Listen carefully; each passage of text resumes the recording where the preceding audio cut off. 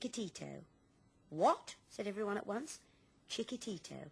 Oh, you can't call him that, Ben, said Mr. Blue. His name's Brown. Chiquitito, said Ben. Then they all told him what an absurd, unthinkable name it was for a dog. But Ben was stubborn, and in the end, they gave up. They decided Ben should wait until after the move before he went and fetched the dog. And when all the bumping and crossness was over, Ben wrote to his grandparents and arranged to come down for the day.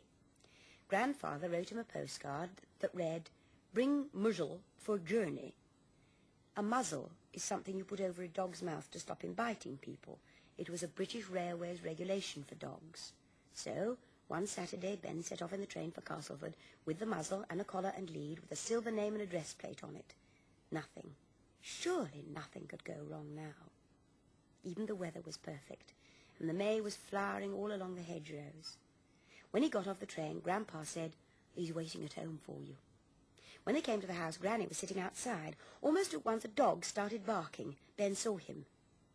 He saw that the dog was almost as large as Tilly, and coloured chestnut brown. The dog saw Ben. He stopped and stared. "He's not used to strangers," Grandpa said softly. "But go on, lad, call him. He's your dog." Ben said, "He's so big and brown. I didn't expect it." "Well, it's a good while since you saw him. Call him, go on." Ben glanced at his grandfather and then called, "Chiquitito." The dog took a step backward. Ben called out again, and then the dog fled round the corner of the house. "What did you call him?" said Grandpa. But Grandma knew. She remembered that that was the name of the dog in the picture. "Don't be silly," said Grandpa. "You can't go changing a dog's name like that. It only confuses him. Besides, that dog is brown. You can't change that any more than you can change his nature." But Ben refused to listen. Later in the afternoon, when the time came for Ben to leave, Grandpa fastened the collar round the dog's neck, and Ben clipped on the lead. Ben said his goodbyes and set off to catch the bus. Chiquitito Brown would only go with him by being dragged in a sitting position at the end of the lead, and in the end Ben had to carry him. Grandma watched him go. "People get their heart's desire," she said, "and then they have to learn to live with it." Ben sat in the guard's van all the way to London and refused to look at Brown.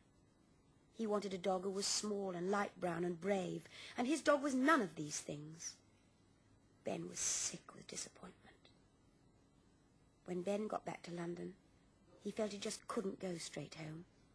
He carried his dog away from the tube station and to Hampstead Heath, and there he put him down and unfastened the lead. He gave it a push. "Go away, you," he said. The brown dog moved a little way off, and then sat down. He was frightened of the strange, noisy journey he'd just made, and frightened of this boy who was so unfriendly to him. Ben set off angrily across the heath, and the dog followed him. He knew by now that Ben did not want him, and so he did not really want Ben. But Ben was all he had.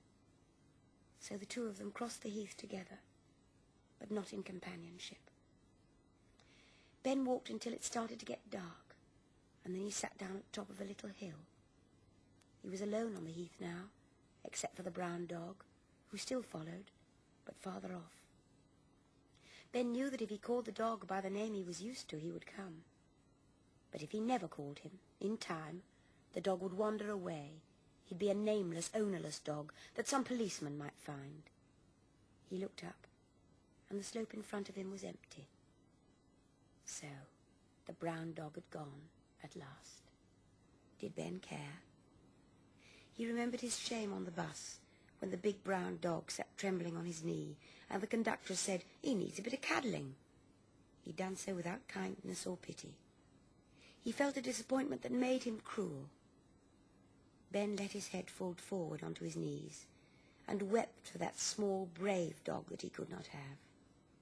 Other people had the dogs they wanted, but he could not have Chiquitito. He opened his eyes and watched the light fade. And then, when it was so dark Ben could hardly see, he saw clearly. He saw that you couldn't have impossible things however much you wanted them, and if you didn't have the possible things, you had nothing. The brown dog wasn't at all like the Chiquitito he wanted.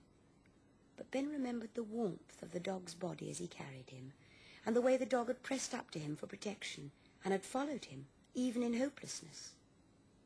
And now the dog was gone, and he suddenly realized what he had lost. "Brown!" he shouted. "Brown!" He heard the dog's answering barks even before he saw him. The dog was galloping towards him out of the dark, barking so excitedly that Ben had to crouch down and put his arms round him to quieten him down. The dog's tongue slapped all over his face. "It's all right, Brown," he said. "I'm here." Then Ben stood up again, and Brown stayed by his side, leaning against his leg, panting, loving him. And lovingly Ben said, "Come on, Brown, let's go home. Goodbye."